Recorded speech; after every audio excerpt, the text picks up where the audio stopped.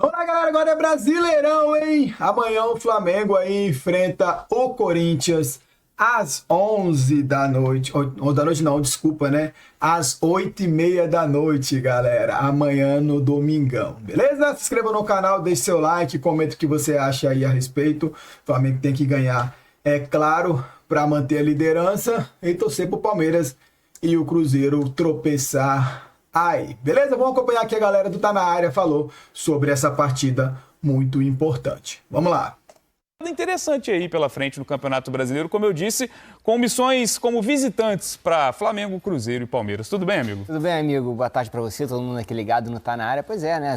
Três times postulantes ao título ainda nessa edição do Campeonato Brasileiro. Flamengo, Cruzeiro e Palmeiras em ordem ali, disputando a primeira colocação. Os três jogam fora de casa, sendo que o Cruzeiro, na minha percepção, tem um caminho que parece ser mais tranquilo para assumir a liderança do que o enfrentamento do Flamengo fora de casa contra o Corinthians ou o Palmeiras fora de casa contra o Bahia. O Cruzeiro, teoricamente beneficiado, entre aspas, por não estar em uma competição sul-americana, o Cruzeiro entra em campo contra o Vasco, que jogou no meio de semana, jogo atrasado pelo Campeonato Brasileiro, e pode chegar à liderança do Campeonato Brasileiro. É isso, Betão, bem-vindo ao Tá Na Área, amigo. Boa tarde para você. Vem rodada interessante aí do Campeonato Brasileiro, mas como eu disse, ainda não dá para desgarrar tanto, porque ontem tivemos fortes emoções na Libertadores com classificação do Flamengo fora de casa lá em La Plata contra o Estudiantes, depois de perder no tempo normal por 1-0.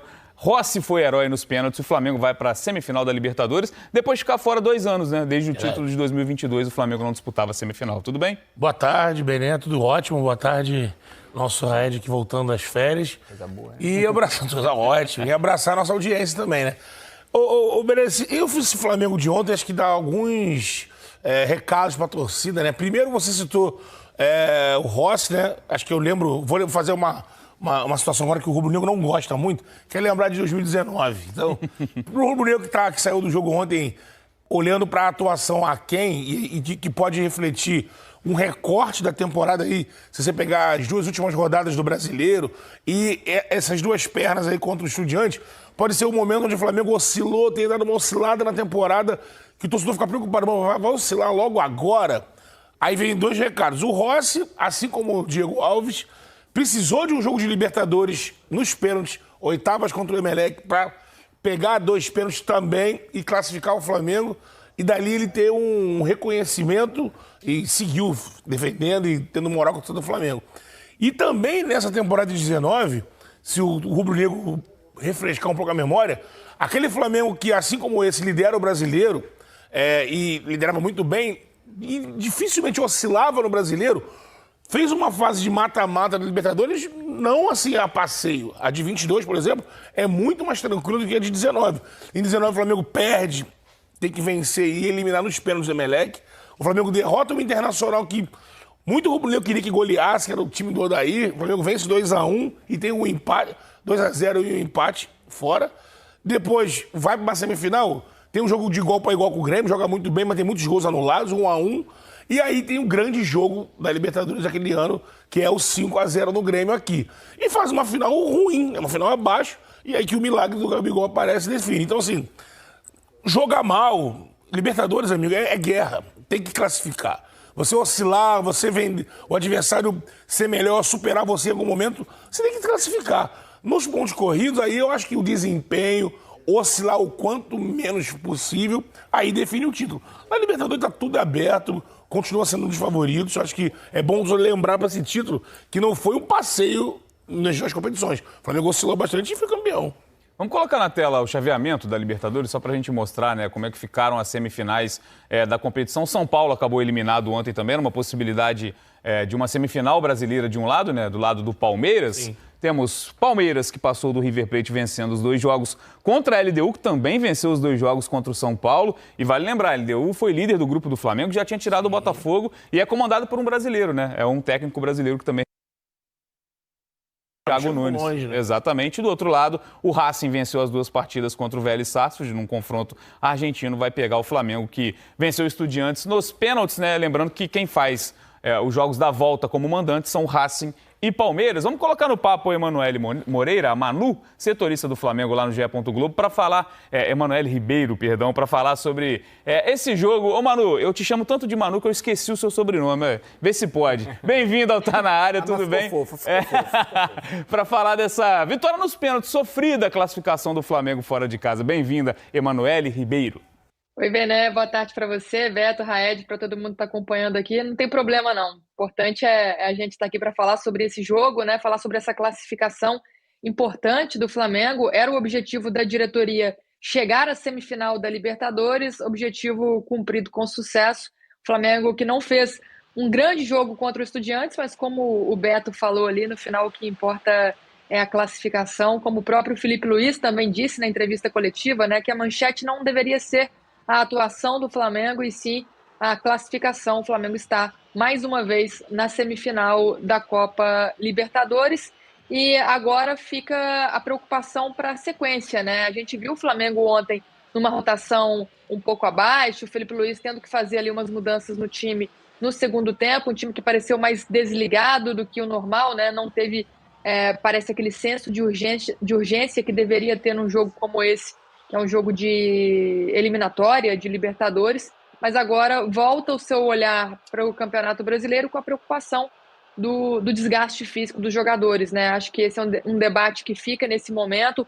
Ontem o Felipe Luiz falou sobre isso, queria ter tirado o Jorginho, por exemplo, antes do jogo, mas ele é um dos principais batedores de pênalti aí do Flamengo, por isso ficou no jogo até o final, e agora ele talvez terá que tomar algumas decisões para essa sequência, né? Conseguiu o objetivo na Libertadores, mas tem outro objetivo paralelo, que é a prioridade do clube nessa temporada, que é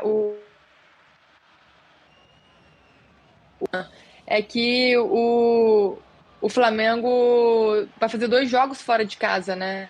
Foi um jogo contra o Estudiantes na Argentina, treinou lá hoje, depois dessa partida, e agora vai viajar para São Paulo hoje à tarde, já tá viajando, tá no voo nesse momento, para jogar contra o Corinthians no domingo na Neoquímica Arena. Então, nesse momento da temporada, esse momento de oscilação, a gente tem muito que levar em conta também isso que está acontecendo dos jogos, da sequência, das viagens. O Felipe Luiz chegou no momento que ele vai ter que fazer algumas escolhas ali no dia a dia de trabalho, porque, pelo que a gente tem ouvido ali, o Flamengo tem alguns jogadores que já estão no seu limite físico, e esse é um problema para o técnico resolver agora na sequência. Dá pra dizer que o Flamengo, de certa forma, revisitou a Libertadores raiz ontem, né? Com aquela emoção, mas a gente sabe da superioridade que o Flamengo tinha antes do confronto, né? Acho que talvez por isso a gente viu, inclusive, um grande susto que o Flamengo sofreu, que foi o segundo gol, que seria o segundo gol do Estudiantes, que foi anulado depois da checagem do VAR, por posição de impedimento, enfim.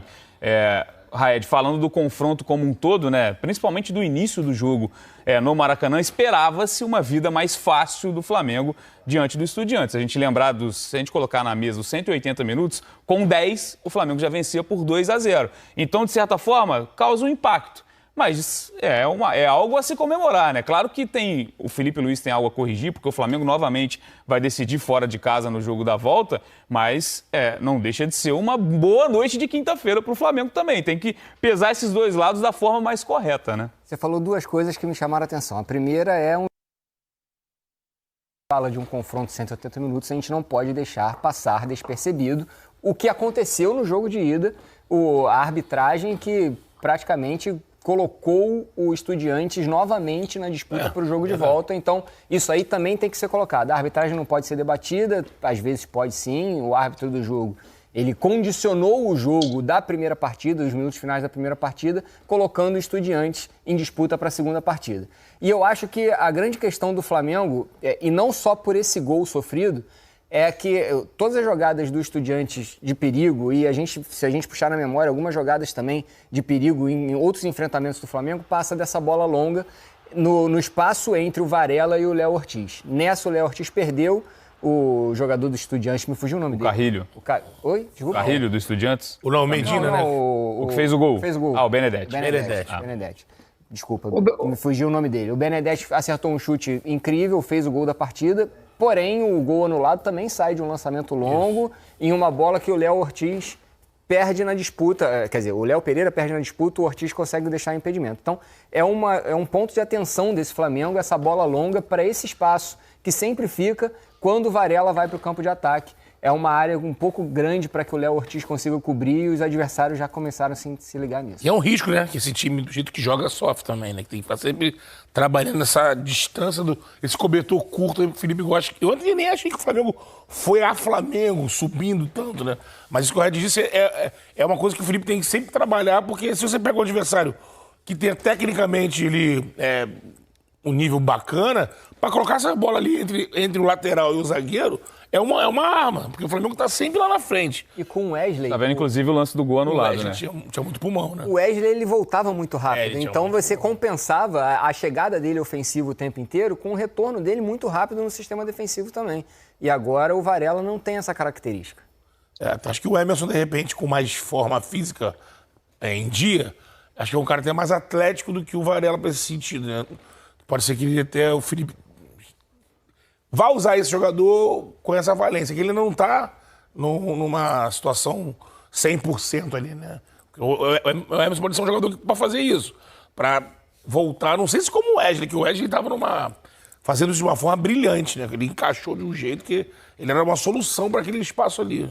Ô Manu, agora o que eu acho que pode ficar de alerta também, claro que um jogo como esse, né, um enfrentamento como esse, deixa lições para o restante da temporada e também da competição, que é a Libertadores. É que é isso, né? Não é só a parte técnica não é o único elemento de um enfrentamento. Você vê que o time jogando em casa, o time argentino, enfim, com camisa na competição, ele tenta compensar de outras formas também, né? Na marcação, na intensidade, e isso acabou equilibrando para o outro lado o confronto, né? Quando a gente imaginava, repito, a gente imaginava o Flamengo sobrando no confronto, abrindo larga vantagem em casa, talvez fique também de ensinamento para o Flamengo, porque vai ter um novo enfrentamento na semifinal contra um time argentino. Dá chance pro Flamengo, né?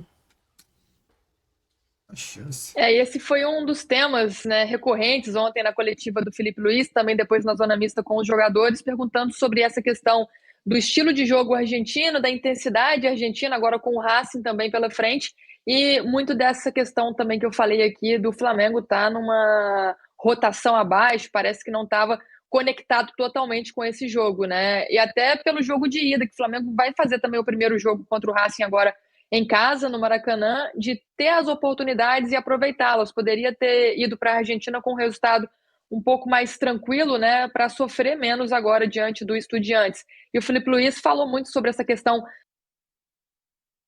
da marcação também, do time que sempre deixava um jogador do Flamengo, o que estava com a bola solto, mas todos os outros marcados, e o Flamengo acabou caindo nessa armadilha algumas vezes, cedendo o contra-ataque para o Estudiantes, e muitas vezes passando ali sofrendo ali, né, um risco desnecessário. Então acho que a questão da lição que esse jogo na Argentina traz vai ser importante para o Flamengo nesta próxima fase, na semifinal também, contra uma equipe argentina, né? Não só a questão dentro de campo, dessa intensidade, dessa entrega na marcação, na formação tática, né? Mas também do ambiente no entorno, né? O Felipe Luiz falou para os jogadores ontem que deu até saudade dele estar em campo novamente, jogando, vestindo a camisa do Flamengo, porque é um clima totalmente diferente, né? A gente viu até passa do ponto, né? Como aconteceu ontem com a delegação do Flamengo. Um dos ônibus foi atingido por uma pedra na chegada ao estádio, não era o ônibus dos jogadores também, ninguém ficou ferido, ainda bem, mas além disso, a questão desse ambiente, dos torcedores fazerem uma pressão tremenda em cima do time adversário, eu acho que é um ponto de atenção para o Flamengo, para ficar mais ligado e aproveitar esse clima, entender esse clima, para entrar nesse jogo da semifinal contra o Racing, né? Como eu falei, o objetivo era chegar à semifinal alcançado, objetivo de diretoria, de questão de premiação, mas o elenco, desde o início, o Felipe Luiz fala que quer buscar esse título mais uma vez, ele que foi campeão como jogador pelo Flamengo 2 vezes da Libertadores, em 2019 e em 2022, agora tendo a chance de ficar marcado também como técnico campeão da Libertadores pelo Flamengo, mas, como eu disse aqui também antes, dividindo essa atenção com o Campeonato Brasileiro, que é a prioridade do time. Então vai ter um trabalho aí para o Felipe Luiz também equilibrar e buscar os melhores jogadores fisicamente, tecnicamente, nessas 2 competições, né? E agora também com uma tranquilidade pela frente. O próximo jogo contra o Racing vai ser só na semana do dia 22 de outubro. Antes terá ali uns 10 dias de folga também por causa da data FIFA. Então esse momento vai ser importante para o Filipe Luís olhar o que aconteceu contra o Estudiantes, colocar isso na planilha ali, levar para o campo, para os jogadores, trabalhar com eles, trabalhar o mental, trabalhar a parte física, a parte técnica e entrar mais inteiro nessa reta final do campeonato, né? Tanto da Libertadores quanto do Campeonato Brasileiro, essa reta final da temporada. Os 2 jogos das semifinais da Libertadores acontecem nas 2 últimas semanas de outubro, então ainda tem um período, né? A gente lembra que no meio da semana que vem tem rodada do Campeonato Brasileiro, então até muda a questão estratégica, né? A gente falou do Filipe Luís poupando alguns jogadores no jogo do Campeonato Brasileiro contra o Vasco.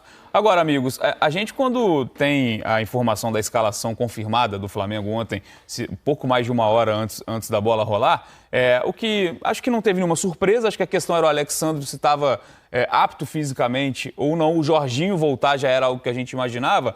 Então, quando a gente bate o olho nos 11 iniciais do Flamengo, naquele campinho inicial, a gente pode debater e acho que muita gente acredita que esse é o Flamengo ideal do Filipe Luís hoje. Se ele tivesse uma final para disputar, talvez ele colocasse esses 11. Acho que o Pulgar pode entrar num debate, porque quando ele se machuca, ele era titular, mas enfim, acho que Jorginho e Saúl vem dando conta do recado. Dito isso, acho que ninguém daria um pitaco naquela escalação do Filipe Luís. Olha, o Filipe Luís errou nessa escalação, eu entraria com tal jogador. Acho dificilmente antes da bola rolar aconteceria isso.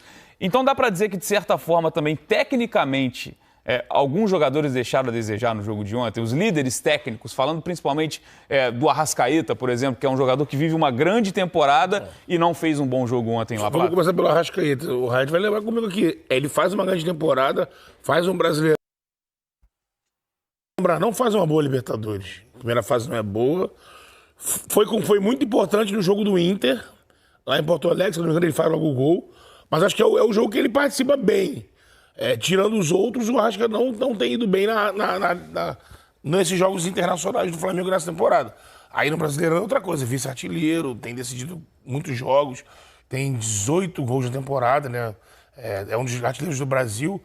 Mas na Libertadores, eu estou na minha recordação aqui, segundo jogo no Beira-Rio, contra o Internacional. De resto, atuações apagadas que ele tem tido. Ontem, o Saúl foi muito bem, o Jorginho voltando não foi aquele Jorginho, mas eu acho que o Felipe explicou muito bem também algumas dificuldades que o Flamengo teve com a forma de marcar do Racing, que deixava o homem da bola livre, marcava todo mundo. Então você não tirava as opções de jogadores livres para o cara pifar. Então o Jorginho forçou algumas jogadas.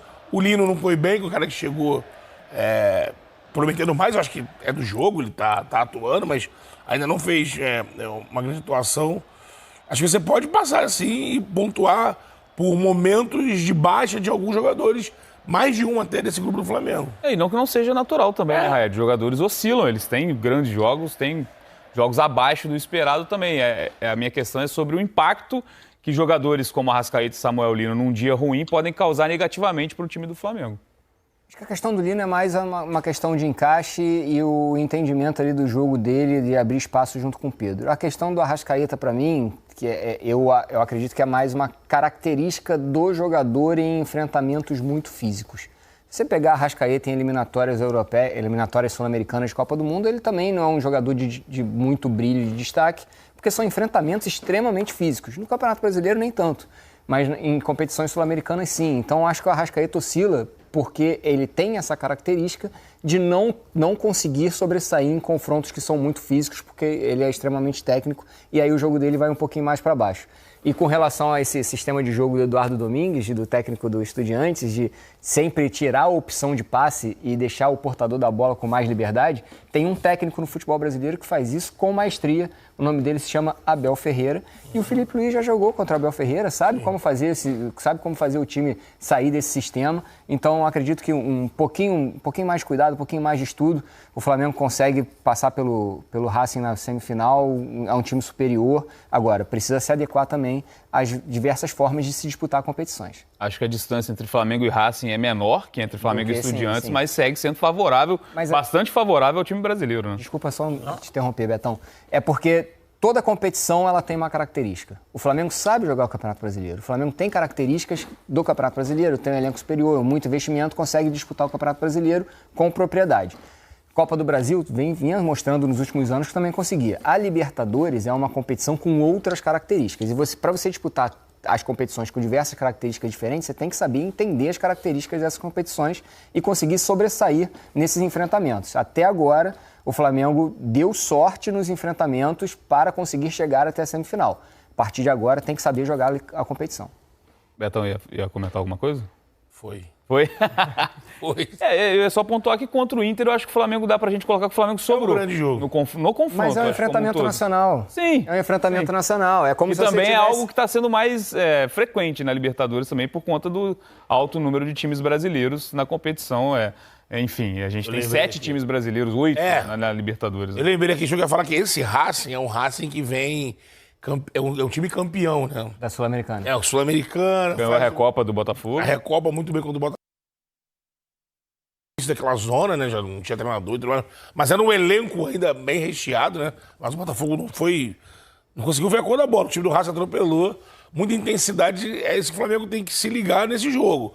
É um time que vai lutar muito, é um time que não costuma chegar muito. Então, assim, ano passado, quando eles conquistaram o Clausura, lá já foi uma comoção, porque não é um time que ganha toda hora. Aí ganharam a Sul-Americana, foi outra que não ganhava uma Copa Intercontinental há muito tempo. Então, você vai ter um Racing, além de tudo, muito comovido nessa semifinal.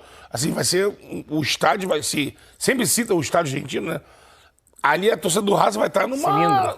Cilindro. Vai estar numa loucura, porque o Racing não faz a final de Libertadores há muito tempo. Então, assim, vai ter que jogar contra tudo isso. Mais uma vez, o importante nesse confronto, ainda mais do que do Estudiantes, é fazer um grande confronto no Maracanã e conseguir a melhor vantagem possível.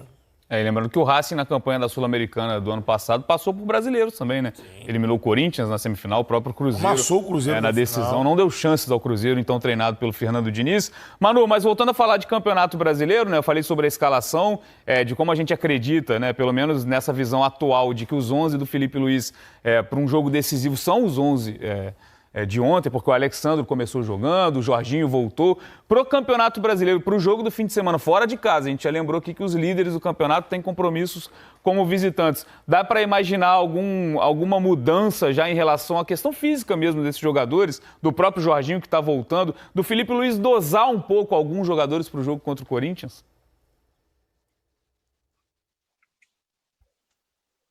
A gente imagina que sim, viu, Bené? Acho que não vai ser igual aconteceu como contra o Vasco, né? Que ele poupou meio time, tendo a decisão contra o Estudiantes pela frente. Agora tem 3 jogos seguidos aí do Campeonato Brasileiro, também com intervalos pequenos. Como eu disse, tem essa preocupação grande com o desgaste físico do elenco. A gente acredita que deve ter algumas mudanças aí para esse jogo contra o Corinthians. O Flamengo tem um desfalque certo, que é o Ayrton Lucas. Ele está suspenso pelo 3º cartão amarelo, além dos outros 2 que estão no Rio de Janeiro, estão no departamento médico, né? O Pulgar deve voltar aí em outubro a jogar pelo Flamengo, e o Michael, que já não vinha jogando mesmo, não vinha sendo relacionado, mas está também no departamento médico do Flamengo. O grande desfalque da vez é o Ayrton Lucas, que poderia até voltar ao time, né?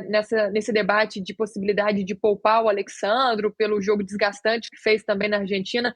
Fez um bom jogo lá o Alexandro, mas pode ser que fique fora também, com o Vinha entrando aí nesse time titular do Flamengo. O Jorginho, existe a possibilidade, o Felipe Luiz falou que pensou em tirá-lo antes nesse jogo contra o Estudiantes, mas deixou ele em campo por causa da cobrança de pênaltis, então o Jorginho ficou ali os 90 minutos no limite, então também pode ser que o De La Cruz seja uma opção aí para o meio de campo. O Saúl é um jogador que a gente tem ouvido que tem também apresentado desgaste, né? Aí fica a dúvida se ele tiraria os 2 jogadores. Acho que pelo menos um pode ser poupado, pelo menos não começar jogando esse jogo contra o Corinthians. O Arrascaeta também vive essa questão. Enfim, tem alguns jogadores que estão mais desgastados. O Plata é um deles também. Acho que existe uma chance grande de o Plata começar no banco de reservas, mas acho que não vai ser uma mudança tão grande como aconteceu contra o Vasco. O Felipe Luiz deve fazer ali uma mudança, uma troca de 3 jogadores, por exemplo, visando essa partida e visando dar descanso também a alguns jogadores para que não cheguem no seu limite físico. E acho que quando você tem um elenco qualificado, e a gente sempre elogia o elenco do Flamengo nos últimos anos, é para momentos como esse, né, Raed? Acho que gerou muito debate o número de jogadores sacados pelo Felipe Luiz no jogo contra o Vasco, mas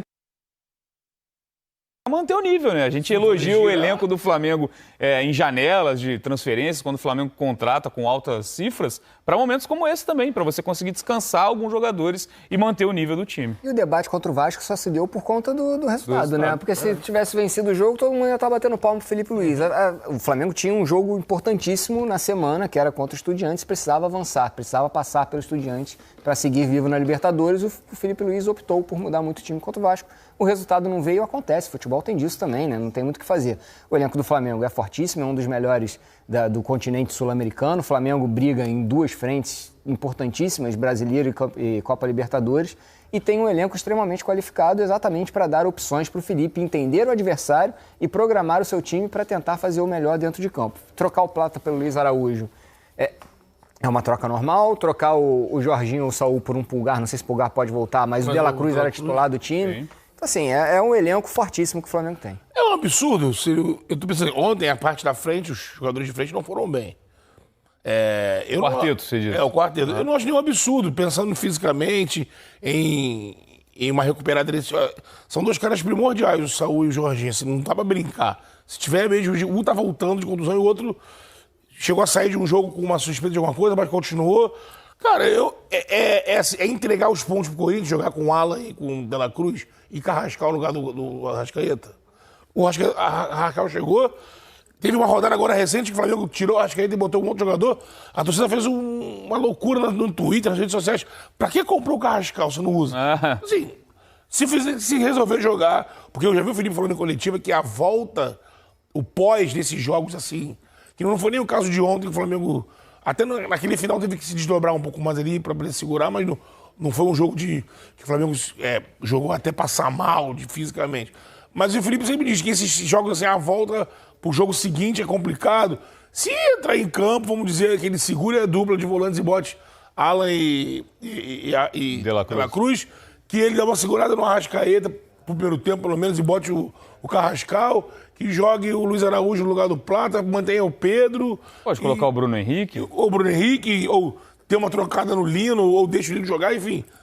O time vai deixar de ter condições de ganhar, vai continuar sendo um time de qualidade. Sim. Pode não ser um time com o melhor entrosamento do mundo, mas continua sendo um time que entra em campo para negociar, para vencer e empatar, perder do jogo, mas com condições de vencer ele entra. Não, ainda mais comparando ao time do Corinthians, a gente vai falar daqui a pouco mais sobre o Corinthians. Desfalcado, o Corinthians não tem as principais peças, então acho que o Flamengo, optando por fazer algumas mudanças, segue sendo muito mais time do que o Corinthians também nesse comparativo. Manu, obrigado pelas informações, volte sempre ao Tá Na Área. Então, domingão tem Corinthians e Flamengo. Até a próxima. A gente segue falando. Valeu, gente. Bom programa pra vocês aí. Domingo a gente vai estar acompanhando lá. Olha o delay matou a gente. Que é o jogo do Charla no Olha Premier. aí, já deixei o gancho. Charla no Premier 2, jogo era noite, domingo 8h30. 8h30 da noite. Premier 2, Charla... E tem um ingrediente porque o Flamengo pode perder a liderança momentaneamente, porque o Cruzeiro joga no sábado e o Palmeiras joga um pouco antes no domingo também. Tem esse ingrediente também de entrar talvez um pouco mais pressionado. Vamos colocar aqui no nosso telão os jogos da 25ª rodada do Campeonato Brasileiro, que se inicia amanhã. Demos um spoiler aqui. Daqui a pouco o Iago Rudá vai falar do Corinthians, desse time do Corinthians, para o jogo contra o Flamengo. 25ª rodada, iniciada amanhã no sábado com Fortaleza e Sport, confronto de dois times dentro da zona do rebaixamento. Tem Vasco e Cruzeiro às 6h30 no Rio de Janeiro, Juventude e Internacional. Juventude também tentando sair do Z4, o Inter de técnico novo, Ramon Dias, às 6h30. Fechando o sábado às 9 da noite, o Atlético Mineiro, o único representante brasileiro que segue na Copa Sul-Americana, contra o Mirassol dentro do G4. TV do Premier. Domingo às 11 da manhã tem Grêmio e Vitória, tem clássico às 4 da tarde na tela da TV Globo, Fluminense e Botafogo. Fluminense também estreando treinador, Luiz Ubeldia chegou para a vaga do Renato Gaúcho. Tem Bahia e Palmeiras às 4 da tarde também com transmissão da TV Globo, jogando lá na Fonte Nova. Bragantino e Santos às 6h30, Corinthians e Flamengo fechando o domingo, às 8h30, com transmissão do Premier e também com o Charla, no Brasileirão. E São Paulo e Ceará na segunda-feira, fechando aí sim a 25ª rodada às 8 da noite também com transmissão do Sport TV. Classificação do Campeonato Brasileiro para a gente se atualizar depois de uma rodada de competições. Comebol, Flamengo líder com 51 pontos, tem um jogo a menos em relação ao Cruzeiro, que é o vice, que tem 50. Palmeiras tem 49 e 22 jogos. Mirassol fechando o G4, Botafogo e Bahia fechando o G6, São Paulo, Fluminense, Bragantino e Corinthians. Virando a página, Grêmio, Ceará, o Vasco, que conseguiu desgarrar um pouco num jogo atrasado que fez contra o Bahia e venceu, né? No meio da semana tem 27 pontos. Internacional na 14ª posição, Santos e Atlético Mineiro. E aí, Vitória, Juventude, Fortaleza e Sport dentro do Z4, né? A distância aumentando em relação ao Vitória, né? O Vitória, em determinado momento, estava bem perto de sair do Z4, a 1 ponto. É isso aí, manos. É isso aí, a notícia sobre o Flamengo, podendo perder, né, a primeira colocação aí momentaneamente, mas amanhã vamos ganhar do Corinthians aí lá em Itaquera mais uma vez para variar, tá? Se inscreva no canal, deixe seu like, saudações, valeu!